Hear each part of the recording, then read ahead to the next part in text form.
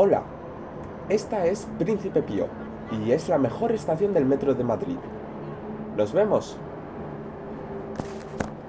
Vale, ha sido fácil.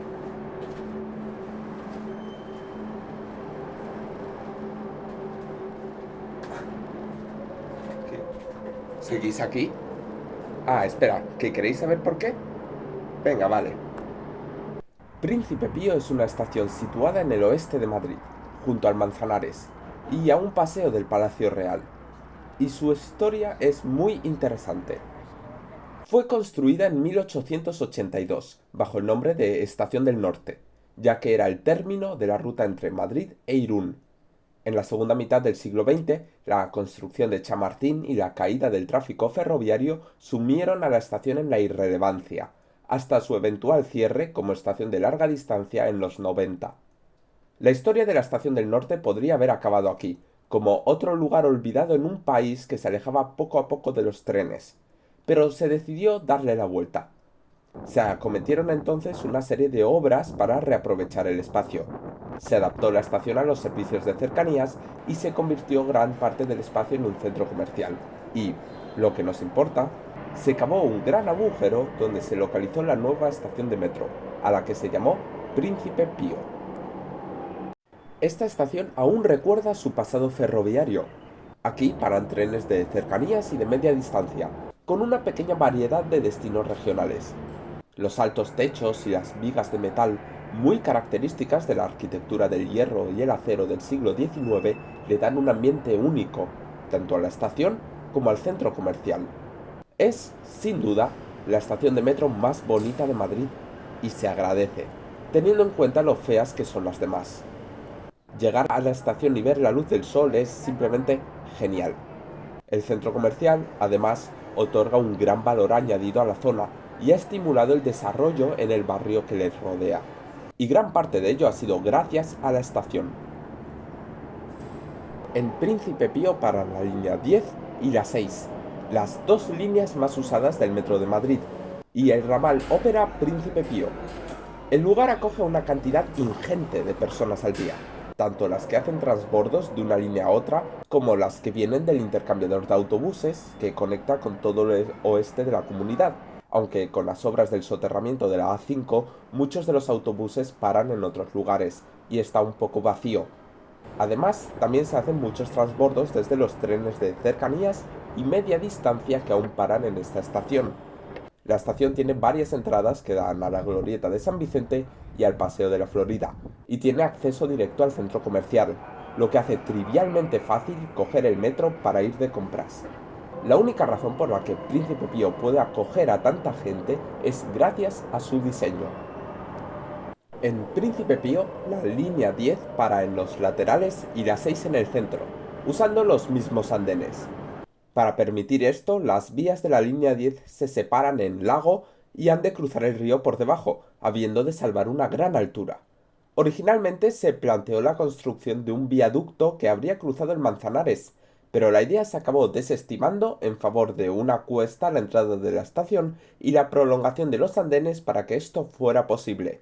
A mí me mola la idea del viaducto, pero no creo que sea algo practicable hoy en día.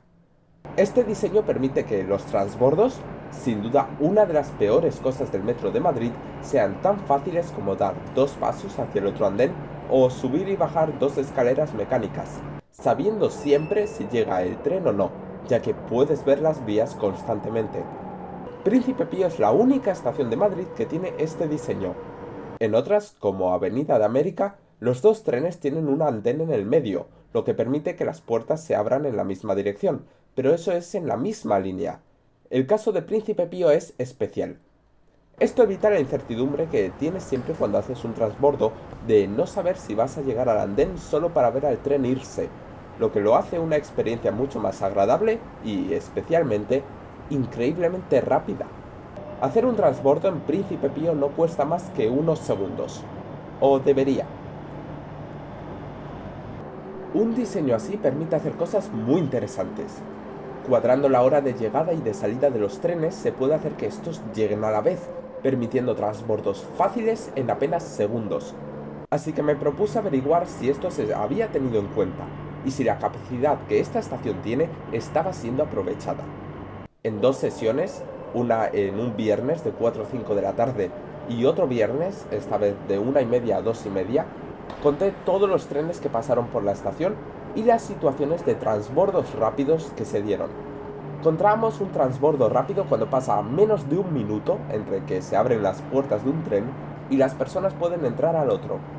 El caso ideal es uno en el que los 2 trenes llegan a la vez y las puertas se abren al mismo tiempo. Esto es un transbordo rápido doble.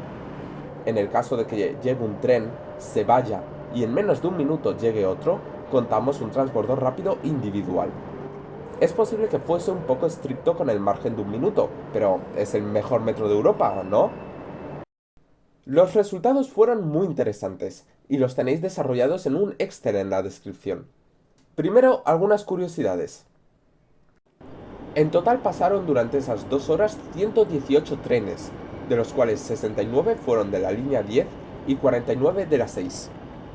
La línea que más trenes movió fue la 10 en sentido Hospital Infanta Sofía, con 19 trenes entre la 1:30 y las 2:30 del viernes 30, y la que menos fue el andén 1 de la línea 6, con 11 trenes entre las 4 y las 5 del viernes 23. Interesantemente, entre 1:30 y 2:30 hubo más trenes en general que entre 4 y 5. El premio al intervalo más bajo entre 2 trenes es para la línea 10 en dirección Hospital Infanta Sofía, con un tren llegando un minuto después de irse otro, mientras que el premio al intervalo más largo va para el andén 1 de la línea 6, con un récord de 9 minutos entre tren y tren. También hay que hacer una mención especial al andén 2 de la línea 6, pues sus trenes entraban a la estación a 2 por hora y a veces se quedaban varios minutos parados en el andén. En cuanto a los transbordos rápidos, los pasajeros del 41% de los trenes gozaron de uno. De esos 49 trenes, 25 fueron de la línea 10 y 24 de la línea 6. El andén con más transbordos rápidos fue el de la línea 10 en dirección Hospital Infanta Sofía y el andén 2 de la línea 6, con un 60% de los transbordos ocurriendo en ese andén. Además, ocurrieron más transbordos rápidos entre la 1:30 y las 2:30 de un viernes que entre las 4 y las 5 del viernes anterior. De todos los transbordos, 13, que han sido contados como 2 transbordos para la estadística general, fueron dobles. Entre la línea 10 en dirección Hospital Infanta Sofía y el andén 2 de la línea 6 hubo 7, y en el otro andén 6. Además, en el segundo, los transbordos dobles fueron el 50% de los transbordos, mientras que en el primero representaron solo el 36%. Hubo más transbordos dobles el viernes entre 1:30 y 2:30 que el viernes anterior de 4 a 5. Hay que añadir que a las 4:21 del 23 de mayo y a las 13:57 del 30 de mayo se produjeron 2 transbordos dobles simultáneos, en los que los 4 trenes llegaron a la vez. Mi suerte es tal que en ambos casos estaba en una posición en la que no pude grabar cómo ocurría, y este fue el único vídeo que pude tomar. De estos datos podemos sacar unas conclusiones bastante interesantes. La primera es que la línea 6 ha visto días mejores. La frecuencia es triste y palidece en comparación con la de la línea 10. Los trenes pasan varios minutos parados sin motivo en la estación y a veces entran a velocidades de tortuga. La automatización, cuyas obras ya han empezado, le va a venir muy bien y las necesita desesperadamente. Será muy interesante ver cómo cambian las cifras tras la reapertura de la línea en 2027.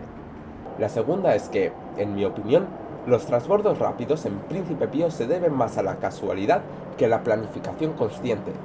Cuando tienes a tantos trenes funcionando, en algún momento algunos coincidirán. Había ocasiones en las que un tren cerraba sus puertas justo en cuanto otro las abría, imposibilitando hacer el transbordo por un par de segundos. Por supuesto que el factor retrasos puede ser importante, y la muestra de mi estudio no es lo suficientemente amplia como para sacar conclusiones generales. Pero creo que si los horarios estuvieran sincronizados, el volumen de transbordos rápidos hubiera sido mucho mayor. El metro no es el único medio de transporte que tenemos que tener en cuenta. En general, los transbordos al ramal o al cercanías son fáciles e involucran poco más que subir unas escaleras mecánicas. Llegar al intercambiador es igual de fácil. Sin embargo, la estación tiene esos pasillos que conectan la salida del intercambiador con el cercanías sin tener que entrar al metro, pero que son increíblemente deprimentes y con los que se podría hacer mucho más. Cuando quitas la vista de los grandes techos de la estación, el resto es igual de feo que las demás estaciones de Madrid. Justo a la entrada del metro se encuentra esta parada de autobús que conecta la estación con el resto del barrio, pero para llegar a ella hay que subir unas escaleras que no son accesibles. En general, la zona frente a la estación es muy fea y poco cómoda, ya que es una explanada sin casi nada, que en verano es un horno, apenas tiene vegetación y se ensucia y llena de basura muy fácilmente. Lo más importante de Príncipe Pío, sin embargo, no es la estación, es lo que hay alrededor. Los centros de transporte público generan activamente zonas más agradables y humanas en sus alrededores, en las que el uso del coche es menor, ya que las personas se pueden mover en transporte público, desplazándose andando o en bici hasta la estación, y no necesitando un coche. El centro comercial es probablemente el mejor ejemplo. Este no tendría ni la mitad de gente en él sin la estación, y para acercarse a las cifras que tiene ahora necesitaría hectáreas de parking. Alrededor de esta se desarrolló el barrio de Casa de Campo, del que hablaré en más profundidad algún día. Sin embargo, este barrio se ha mantenido bastante centrado en el coche. La glorieta de San Vicente es horrible, ruidosa, enorme, ineficiente, y en ella ha habido 5 atropellos en los últimos 6 años. La carretera principal del barrio es el Paseo de la Florida, una calletera de manual que es extraordinariamente incómoda y peligrosa, tanto para coches como para peatones. Esta aparente contradicción entre una pieza de infraestructura que fomenta el desarrollo urbano sostenible y el dominio del coche tiene dos nombres: M30 y A5. Al igual que los centros de transporte público suscitan zonas caminables y en las que se planifica con ese transporte en mente, la infraestructura para vehículos tiene los mismos efectos, fomentando el uso del coche en las zonas aledañas e incidiendo en su diseño. La glorieta de San Vicente se encuentra junto a la salida del túnel de la M30. El Paseo de la Florida termina en esta intersección que lleva a la M30 y a la carretera de Castilla. Y la A5 termina en este túnel que lleva directo a Plaza de España. Esto crea una zona en la que hay muchísima gente moviéndose a pie y muchísimos coches, lo cual genera problemas. La parada de autobús que deja a la gente que va a la estación lo hace al otro lado de la calle, por lo que la gente tiene que cruzar por este paso de peatones muy poco seguro. En la otra parada suelen parar taxis y coches que recogen a gente, lo que suele estorbar al autobús. Llegar en bici no es fácil, pero una cantidad sorprendente de gente lo hace. Solo hay un parking para bicis, que está aquí y se llena de patinetes o motos muy fácilmente, por lo que no es raro ver bicis amarradas a farolas o señales. A la estación le vendría muy bien un parking para bicis dentro de esta, lo que ofrecería un lugar seguro y limpio donde aparcarla y ayudaría a fomentar su uso. Se me ocurre este espacio, que actualmente está desaprovechado y permitiría guardar la bici sin tener que bajar escaleras, o el pasadizo del que hemos hablado antes. Pero no quiero que todo esto nos desvíe de lo importante. Príncipe Pío es un ejemplo genial de cómo el transporte público puede mejorar y hacer accesible una zona de formas que el coche no puede ni imaginar. Príncipe Pío no es solo un centro comercial, es probablemente uno de los centros comerciales más bonitos y concurridos de Madrid. Príncipe Pío no es solo una estación eficiente y en la que se pueden hacer transbordos rápidos. Es también un punto de referencia del transporte sostenible en Madrid, en todas sus formas, tanto en tren, como en metro, como en autobús, andando o en bici. Y es un lugar que no solo es bonito, sino que ha fomentado que esa belleza de un espacio agradable y humano se expanda por las zonas circundantes, a pesar de la presencia de dos de las peores autopistas urbanas de Madrid. Por los transbordos rápidos, por los techos de acero y vidrio, por el centro comercial, por los cercanías, los buses o las bicis, Príncipe Pío es la mejor estación del metro de Madrid. Y me encanta que lo que la hace la mejor no sea el metro, sino todo lo demás. Nos vemos.